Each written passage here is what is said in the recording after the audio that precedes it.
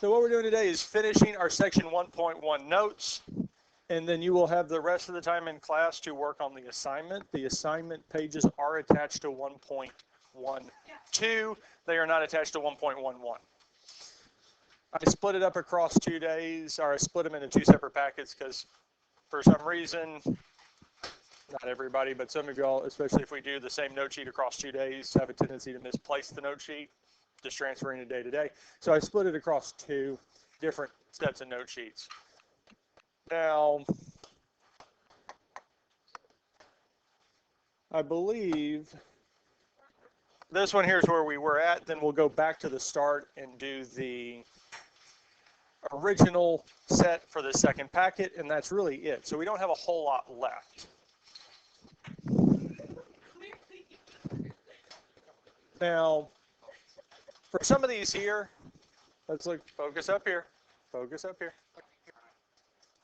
What we do for this here is there's not a particular way, especially to write prime whole numbers, or just prime numbers, positive prime numbers, and really be able to list them out. Because the number of prime numbers, the spacing between them is not consistent.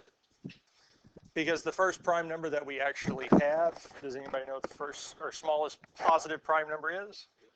2. Then we have 3, 5, 7. Is, yeah, 2 and 2. So for it to be prime, it has to be 1 and itself are the only factors. Because 2, the only factors of 2 are 2 and 1. 3 is just 3 and 1. 4, we have 1 and 4 and 2 and 2. 5 is 1 and 5. 7, 1 and 7. And going on. Now they start spacing out a little bit, especially after 7, because we go 7 to 11. 11, the next one is 13. And we can continue on out, so 17. So then there's a bigger gap, bigger gap. Now, if we were able to come up with a way to be able to define and list every possible prime number going from here on out, we would have $1 million. I'm actually not joking. There is what they call the million prize problems. One of them is being able to a way to identify prime numbers and list them out mathematically or systematically, where you can actually quantify or have an equation to actually find prime numbers. And there's 10 of those. I think it's, if I remember right, there's 10 of those $1 million puzzles. Only one of them's been solved out of the 10, and it's been quite a while since they've been doing those. And the guy who actually found it, it was a geometry one, really built his, or as he pretty much says, he built his work off someone else's work and did not take the money. Because, as he says, or as kind of I remember, he did it more for the sake of doing it, not so much the money itself. So, yeah. So this here, we can do it in set builder notation. Set of all real numbers x such that x is a prime whole number. And that's it. There's no easier, better way to actually write this. Because the other way we could write it is that x is a prime number and x is a whole number, which is just the same as what we said here. Yep. Questions on any of this here?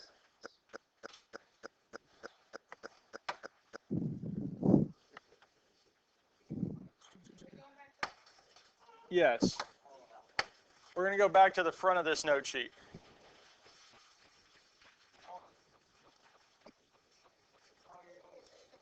And the reason we're going back here and the reason I jumped around is now that we kind of have an understanding of how set builder notation works, this will make a little more sense. Because here we're going to sketch the graph of each set of numbers. So for the first one here, we have the set of all real numbers x. Guys, let's focus up. Such that 2 is less than x is less than or equal to 5. Really, the only part we're graphing is this part here.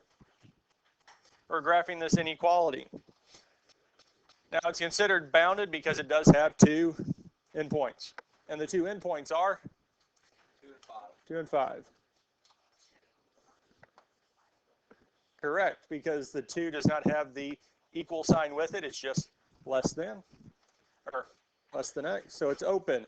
The 5 has the less than or equal to, so it will be filled in. And if x is in the middle, we shade in the middle. That's it.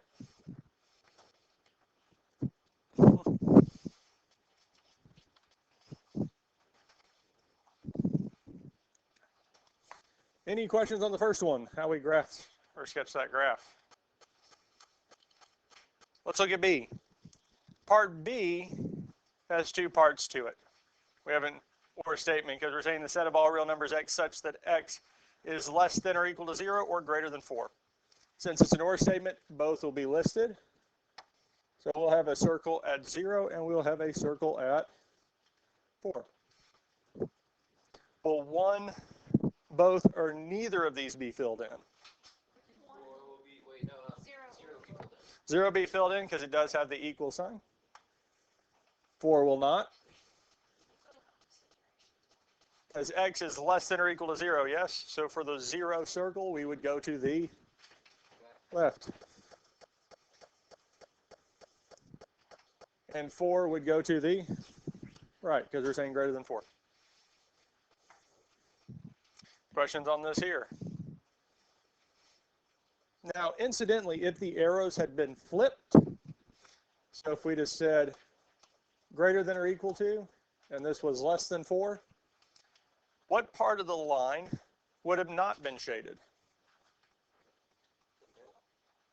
Because greater than 0 would mean at the 0 we would go to the right, yes? At 4 we would go to the, so they're going towards each other, yes?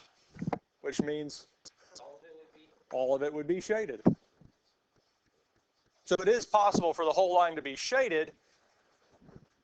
It's just for an or statement would be the one case it would have to work, and they'd have to be pointing at each other. Does that make sense? I mean, we could go above and beyond and say something as a conditional or, which for mathematics in more specific terms, this is a symbol for or, as an or statement. And what they consider the conditional or is a V kind of shape with a dot in the middle. Now, it's probably the first time you talked about or statements, especially in English, because we talk about or one or the other. But even with or, it is possible to have both, yes? With a conditional or statement, when we talk about especially mathematics, conditional or means it has to be one or it has to be the other. It cannot be both. Conditional or means it can't be both. So they included that in math proofs, but we don't go over it here. That's not a big thing for us, unless you decide to go on and do some proof-based mathematics. The next one, sketch the graph of the set of numbers. So for all real numbers x such that x is less than -2 or x is greater than 0. So we have 2 circles, one at -2 and one at 0. Neither are filled in. And they go in opposite directions again.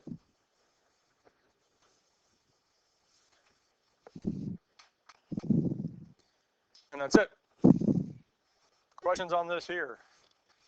Some of this remind you a little bit of Algebra 1, having to do this.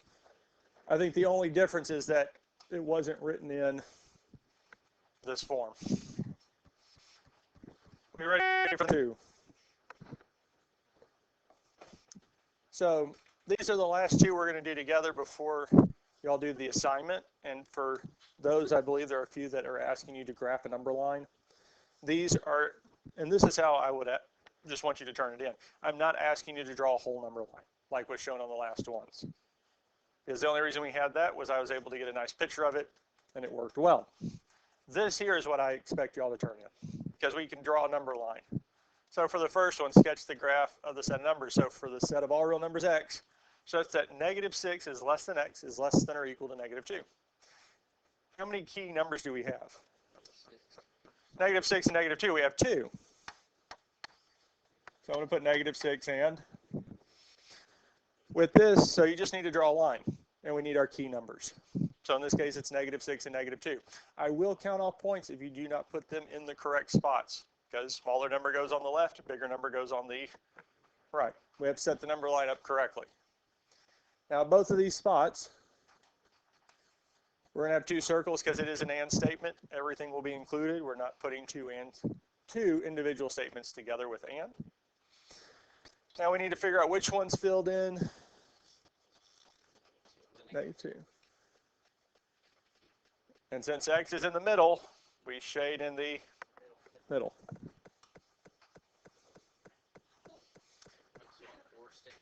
Questions? Huh? Not necessarily, because it could be that we shade in the middle, but it could also be the case that we don't. Question? You sure? Yeah, come on. I want to know. The O's, yes, the circles. Because that, again, that can be sometimes confusing why we fill some in, why we don't. And what we're looking back at is this statement here, these signs. Because we talk about something being greater than or less than a number, it has to be bigger or smaller. Because if I said x is, well, we'll take the negatives out. X is greater than 6.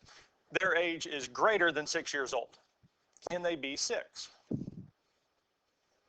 No, because they have to be greater than 6 years old. They have to be older than 6, yes? Now, if I said that they are, we'll put 20. So if their age is less than or equal to 20, can they be 20? Because if it's less than or equal to could be yes.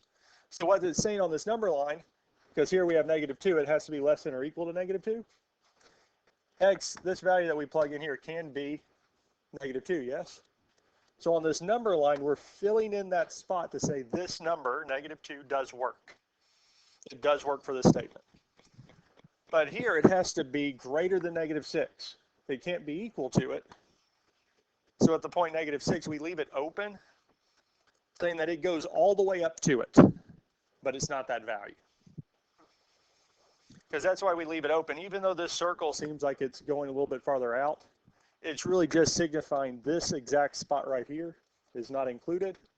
But if you go a little bit to the right of it, it does work. So -5.9 is -5.9 greater than -6? Yeah, so it works. But it cannot be -6.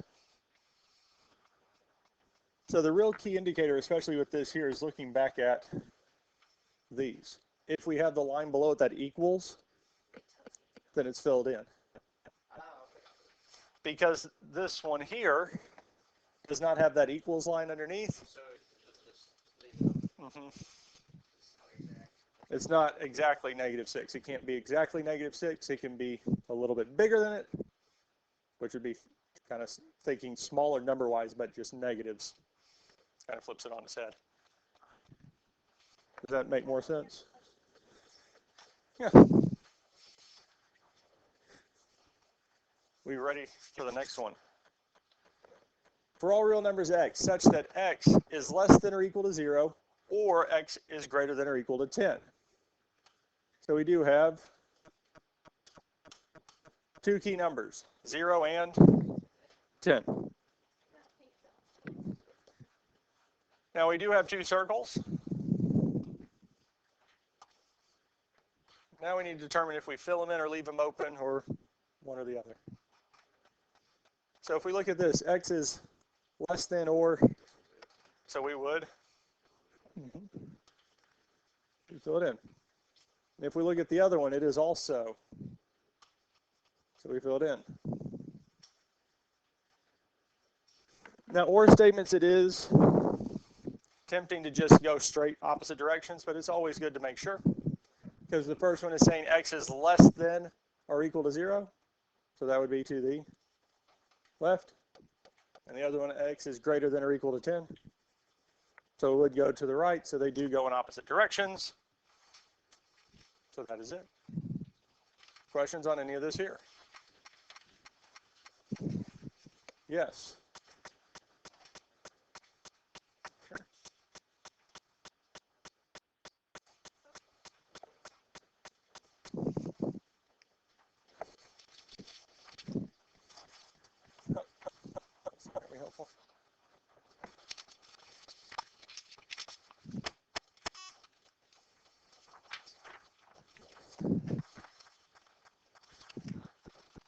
So I'm going to look back at this with you also. 5 through 14, use braces to list characters, yes. 7 through, so 5 and 6, use braces to list the elements of the set. Kind of we did that the other day. And luckily both 5 and 6 are both integers, so we're not dealing with our real numbers issue that we had in class. 7 through 14, write the interval in interval notation. Yeah. It's on the back of 1.2. What?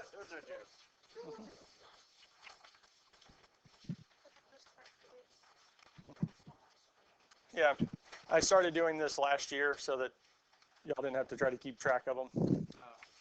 Put them all together. So do an interval notation, 17 through 24. Sketch the graph for 17 through 20. 21, 22, 23, 24, write as a set of numbers in a set builder. And the same is true for 26 and 27.